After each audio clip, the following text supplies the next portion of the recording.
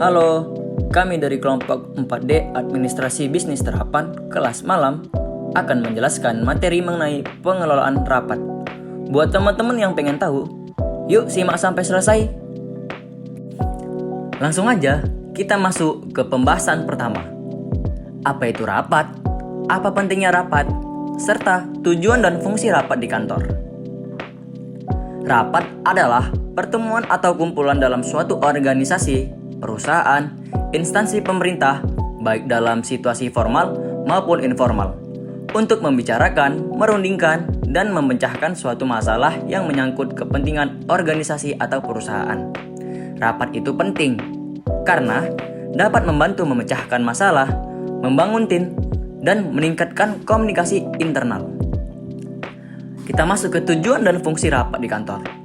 Tujuan dan fungsi rapat di kantor itu ada banyak. Salah satunya untuk memecahkan atau mencari jalan keluar suatu masalah. Yang kedua, untuk menyampaikan informasi, perintah, serta pernyataan.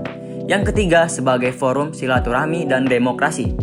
Yang keempat, sebagai alat koordinasi yang baik antara peserta rapat dengan perusahaan atau organisasi.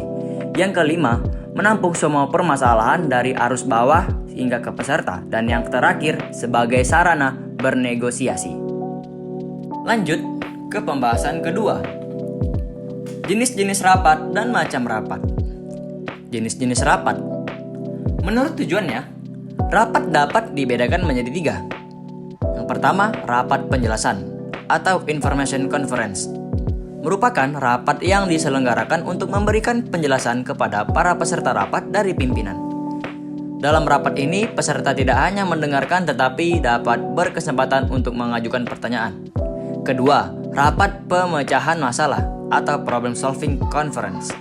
Ialah rapat yang diselenggarakan untuk menemukan pemecahan suatu masalah yang sedang dihadapi. Pada rapat ini, peserta sangat berperan untuk memberikan masukan berupa saran atau pendapat.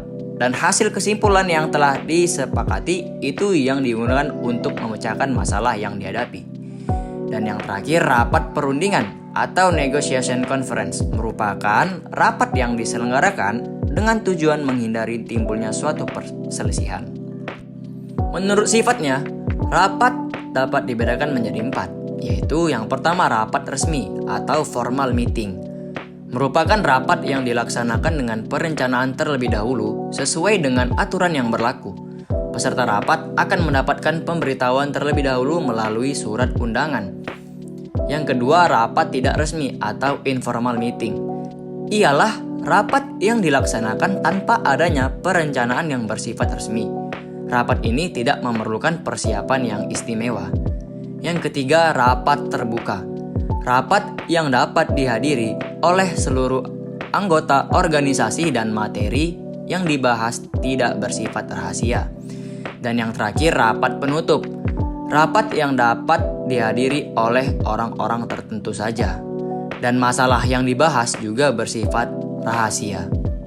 Menurut waktunya, rapat dapat dibedakan menjadi 4 jenis. Yang pertama, rapat mingguan. Rapat yang diadakan seminggu sekali untuk membahas masalah-masalah yang bersifat rutin. Yang kedua, rapat bulanan. Rapat yang diadakan setiap bulan sekali dan hanya membahas masalah selama 1 bulan. Yang ketiga, rapat semester. Rapat ini biasanya diadakan setiap 6 bulan sekali untuk membahas masalah selama 6 bulan. Dan membahas program-program 6 bulan ke depan. Keempat, rapat tahunan. Rapat yang diadakan sekali setahun. Menurut frekuensinya, rapat dapat dibedakan menjadi 2 jenis, yaitu yang pertama rapat rutin, merupakan rapat yang sudah ditentukan waktunya seperti mingguan, bulanan, dan tahunan.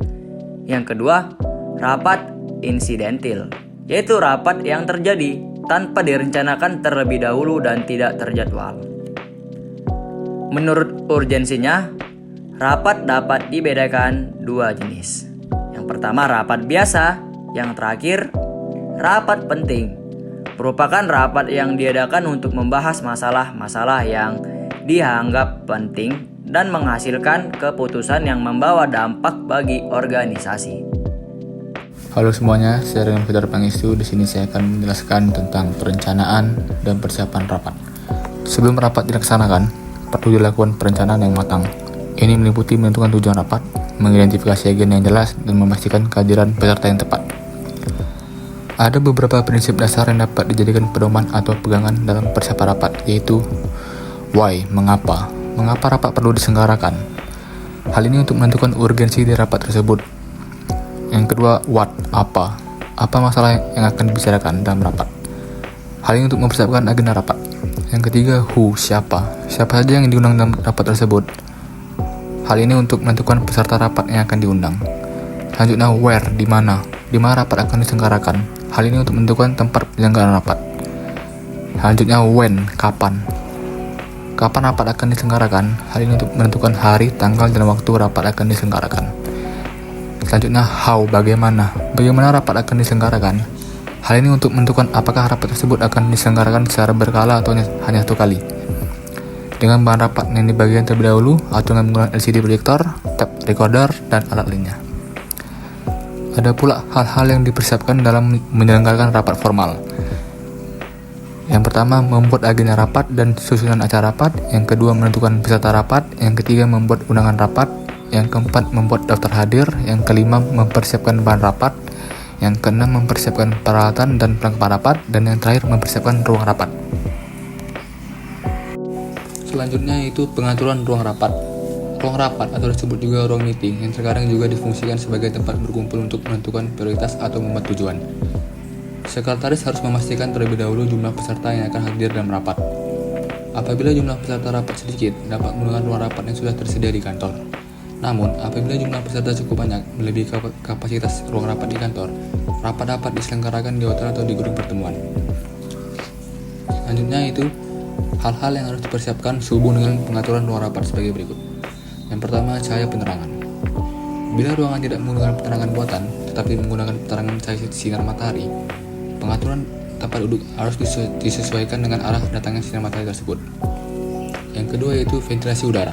Usahakan agar udara di ruang rapat sejuk, karena ruangan yang terlalu panas atau terlalu dingin akan mengakibatkan konsentrasi para peserta rapat. Selanjutnya itu pengaturan tempat duduk. Pengaturan tempat duduk ditentukan dari jumlah peserta rapat dan luas ruang rapat. Ada beberapa macam pengaturan tempat duduk di ruang rapat, yaitu sebagai berikut. Yang pertama, gaya klasikal atau gaya ruang kelas. Yang kedua, gaya konferensi. Yang ketiga, gaya huruf. Dan yang terakhir, gaya workshop. Notula rapat. Apa itu notula rapat? Notula rapat adalah catatan tertulis yang berisi detail dari jalannya sebuah rapat, mulai dari agenda yang dibahas, keputusan yang diambil, hingga tindakan yang perlu diambil selanjutnya.